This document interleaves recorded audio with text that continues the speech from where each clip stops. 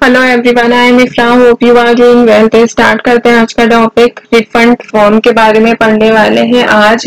उससे पहले मैं आपको बता देती कि हमारा जो टॉपिक चल रहा है वो रिफंड ऑफ टैक्स के बारे में ही चल रहा है कि रिफंड क्या होता है ये बताया गया था सबसे पहले। फिर हमने डिस्कस किया था कि ऐसे कौन से केसेस होते हैं जिसमें रिफंड को हम क्लेम कर सकते हैं अंडर जीएसटी।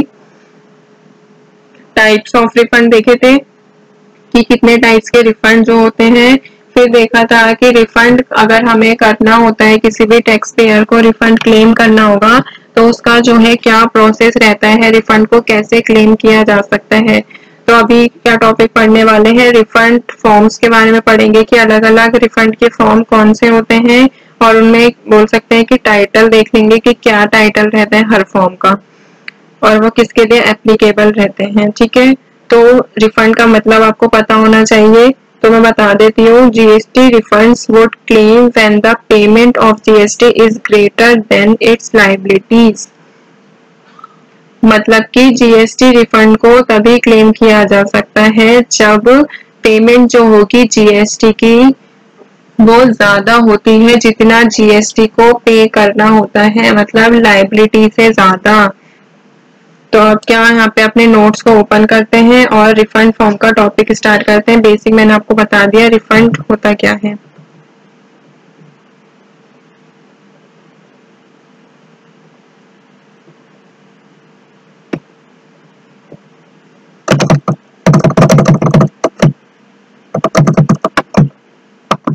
यहाँ पे हेडिंग डाल देंगे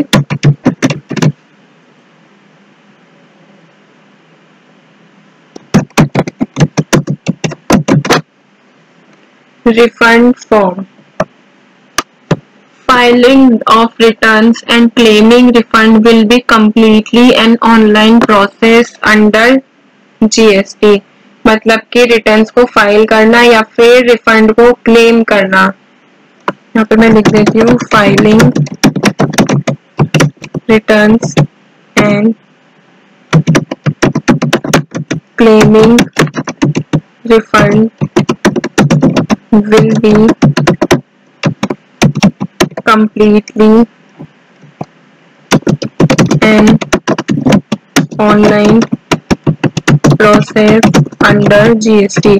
जीएसटी में ये पूरा क्या होता है, एक ऑनलाइन प्रोसेस ही रहता है। तो अभी क्या देखेंगे, we will fill up the form to claim refund acknowledgement examination under GST. अभी क्या देखते हैं हम, कुछ फॉर्म्स के बारे में देखेंगे जो क्लेम कर, किसके लिए फॉर्म देखेंगे, क्लेमिंग रिफंड, रिफंड से रिलेटेड। ठीक है, तो यहाँ पे क्या करते हैं, टेबल क्रिएट कर देते हैं, इंसर्ट।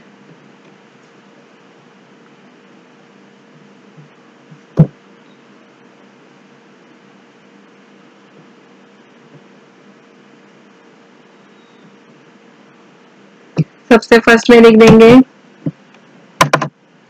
सीरियल नंबर, ये चाहे नहीं भी लिखते हैं कोई बात नहीं, आगे लिखते हैं form number.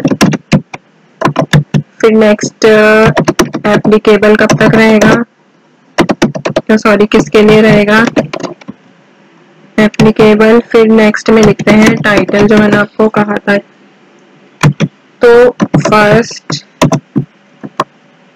Second, third, fourth, fifth, six, seven. ठीक है, अब यहाँ पे बात करते हैं नंबर की। तो सबसे पहले क्या होता है, जीएसटी आरएफडी। आरएफडी मतलब क्या है, रिफंड 01। ये फॉर्म क्या होता है, एक प्राइमरी फॉर्म होता है जो कि किसके लिए एप्लीकेबल रहता है, फॉर सेंटर ओनली। मतलब कि ये सिर्फ सेंटर के लिए ही एप्लीकेबल रहता है। और इसका टाइटल क्या होता है, रिफंड एप्लीकेशन फॉर्म। तो मैंने आपको क्या बताया, अभी प्राइमरी फॉर्म होता है, तो इसका मतलब क्या ही होगा कि ये जो फॉर्म होता है ये किस लिए, कि एक बेसिक एप्लीकेशन होती है, ये किसके लिए, रिफंड को क्लेम करने के लिए। अब देखते हैं यहाँ पे नेक्स्ट,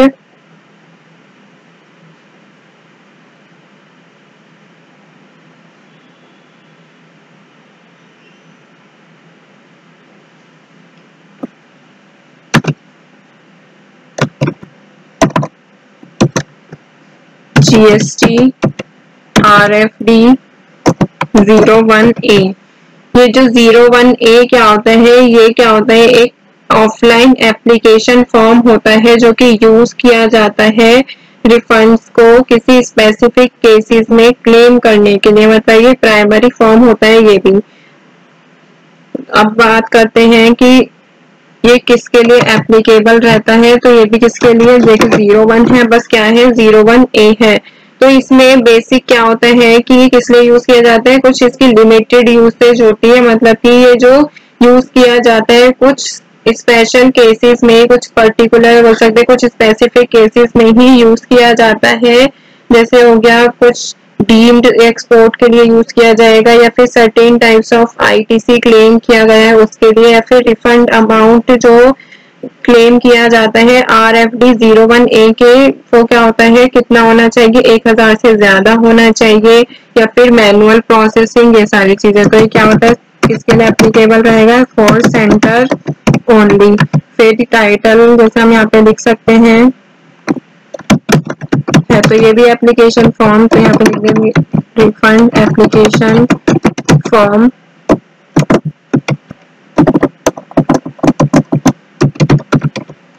मैन्युअली, ठीक है। फिर फॉर्म नंबर 3 देखेंगे यहाँ पे, GST RFD 01B। अब पहले A था, अब क्या आया है 01B।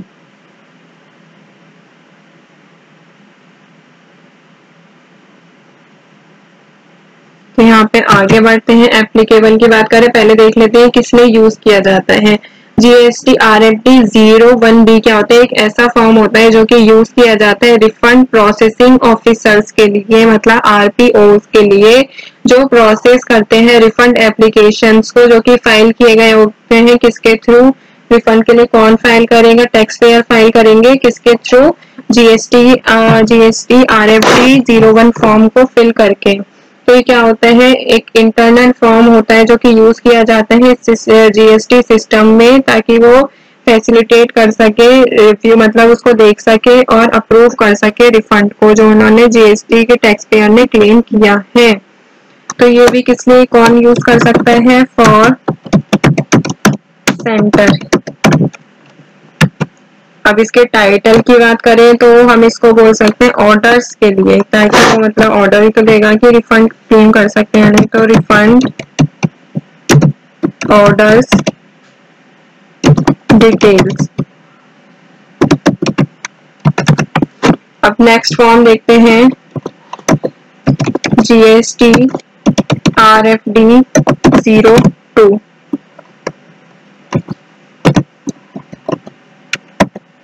ये जो GST RFD 02 फॉर्म है, ये किस लिए यूज किया जाता है, तो GST 02 जो है, ये RFD 02 ये क्या होता है, वो बेसिकली एक्नॉलेज फॉर्म होता है, एक्नॉलेजमेंट फॉर्म इसको बोल सकते हैं, जो कि इशू किया जाता है, कौन इशू करता है, टैक्स पेयर के थ्रू, टैक्स अथॉरिटीज के थ्रू इशू किया जाता है, किसको, टैक्स पेयर को वो इशू करते हैं जो उन्होंने फाइल किया होता है रिफंड एप्लीकेशन GST RFD 01 का यूज करके, या फिर GST RFD 01A का यूज करके। तो ये क्या होता है, कंफर्मेशन की तरह हम इसको बोल सकते हैं, क्या होता है, ऐसा कंफर्मेशन होता है जो कि रिफंड को क्लेम करने के लिए जो रिसीव्ड, या फिर बोल सकते हैं बीइंग प्रोसेस रहता है। तो ये भी किसके लिए एप्लीकेबल रहता है, फॉर सेंटर ओनली। और टाइटल क्या रहेगा, बताया था मैंने आपको, एक्नॉलेजमेंट फॉर्म इसको बोला जाता है, तो वही लिख देंगे एक्नॉलेजमेंट।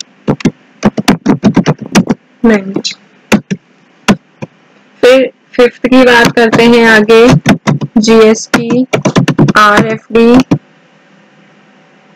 03 कि GST RFD 03 फॉर्म जो होता है वो किस लिए यूज किया जाता है।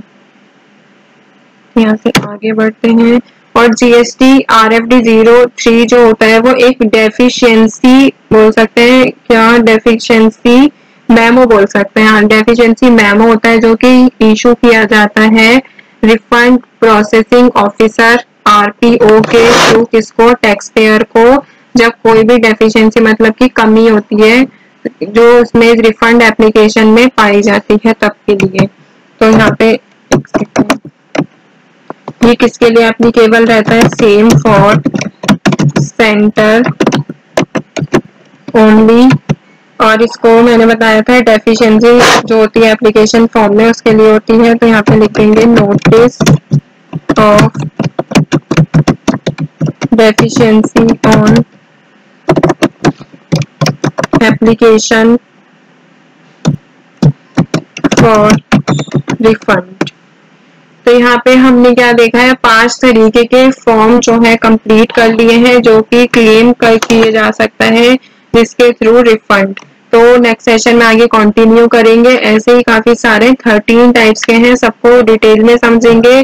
पता होना चाहिए कि कौन सा फॉर्म जो है किसके लिए एप्लीकेबल है और उस फॉर्म का मतलब क्या है, उसमें क्या चीज जो है इंफॉर्मेशन मांगी जाती है। तो टॉपिक को यहाँ पे एंड करते हैं, मिलते हैं नेक्स्ट सेशन में। Stay tuned and thank you.